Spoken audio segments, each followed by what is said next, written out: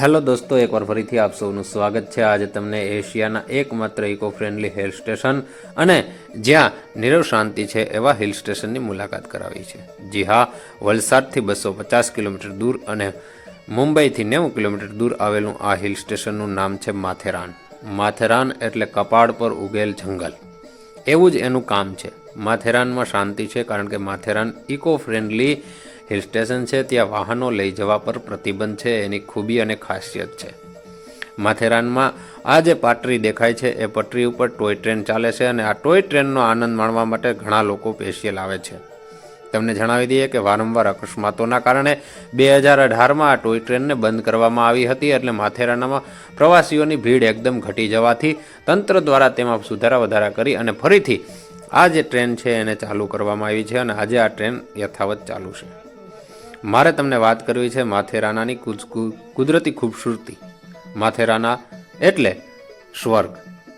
Hill સ્ટેશનની આપણે ઘણી બધી વાતો કરતા હોય છે। હિલ સ્ટેશનની વાત આવે એટલે આપણે શિમલા, મનાલી, મહાબળેશ્વર, પંચગીની, આબુ, સાપુતારા, આ દેહરાદૂન કે આ મસૂરી, આવા બધા સ્ટેશનોની વાત કરીએ છીએ। પણ તમારે નીરવ શાંતિ જોતી હોય, કકડાટથી દૂર જોતું હોય તો માથેરાનામાં આવી જાઓ। માથેરાનામાં આવ્યા પછી તમને આવી ઇકો ફ્રેન્ડલી જે કાર છે અથવા ઇકો ફ્રેન્ડલી જે ઓટો છે અને ઘોડા છે, હાથીથી ચાલતી ઘોડીઓ છે અથવા તો આ ટ્રેન છે એ દ્વારા જ માથેરાના પહોંચવું પડશે। તમારું જે વાહન છે તે તમારે અહીં એક જંકશન આવશે, જંકશન પર પાર્ક કરવું પડશે।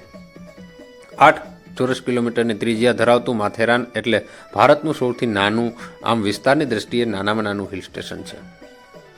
તમે બધા જ હિલ સ્ટેશનોને ભૂલી જશો, જ્યારે માથેરાન આવશો એટલે માથેરાન તમને નીરવ શાંતિ મળશે અને કુદરતનો નજારો જોવો હોય તો ખાસ કરીને તમને વિનંતી રહેશે કે માથેરાન જવા માટે તમે ચોમાસા અથવા તો શિયાળાની ઋતુને પસંદ કરજો।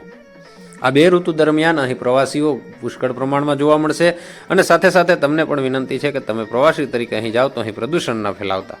આ ઝરણાઓ, આ ખૂબસૂરતી, એનો આનંદ લૂંટાવજો અને આવનારી પેઢીઓ પણ એનો આનંદ માણી શકે। એટલે પ્લીઝ ત્યાં જઈ અને ખોટું બિનજરૂરી પ્રદૂષણ ન કરતા એનો આનંદ લૂંટવાનો છે અને એ લૂંટજો।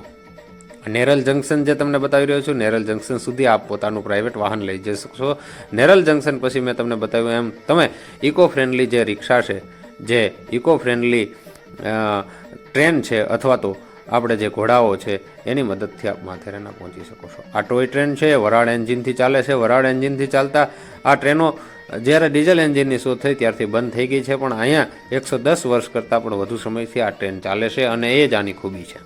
આનું વાતાવરણ કંઈક આવું ફોગી વાતાવરણ તમને જોવા મળશે। ખાસ કરીને આ શિયાળાની ઋતુ છે, ચોમાસાની ઋતુમાં કંઈક આવું વાતાવરણ જોવા મળશે, જે તસવીરો દ્વારા તમને દેખાડવાનો પ્રયાસ કર્યો છે। બીજી વધુ લાંબી વાત નથી કરવી, માત્ર તમને માથેરાના વિશે જણાવું હતું ત્યાં કેમ પહોંચવું એના માટે તમે ગૂગલ મેપનો ઉપયોગ કરી શકો છો। અહીંના જે ફરવાલાયક પોઈન્ટ છે એની થોડી વાત કરી દઉં તો Echo Point, Charlotte Lake, Lord Point, Louisa Point, Monkey Point, Alexander Point, Rambagh, Heart Point, Sunset Point, Vishwanath Mahadev, One Tree Point વગેરે આકર્ષણના કેન્દ્રો છે। માથેરાનામાં તમને શાંતિ અને માથેરાનામાં તમને મજા આવશે એની ગેરંટી આપું છું। એકવાર માથેરાનાની મુલાકાત કરજો અને જો તમને આ વિડીયો સારો લાગ્યો હોય, માહિતી સરળ અને સચોટ લાગી હોય તો અમારા ચેનલને સબસ્ક્રાઈબ કરજો। સત્ય અને સચોટ માહિતી આપવાનો પ્રયાસ રહેશે, ટૂંકમાં બધી માહિતી જણાવવાનો પ્રયાસ રહેશે। ખોટા લાંબા વિડીયોઝ લાઇક અને વ્યૂ મેળવવાનો પ્રયાસ નહીં રહે, એની ખાતરી આપું છું। મિત્રો, એકવાર અવશ્ય માથેરાનની મુલાકાત કરજો, આપને જરૂર ગમશે એવી આશા સાથે એક નવા વિડીયોમાં મળશું। ત્યાં સુધી ટાટા, બાય બાય।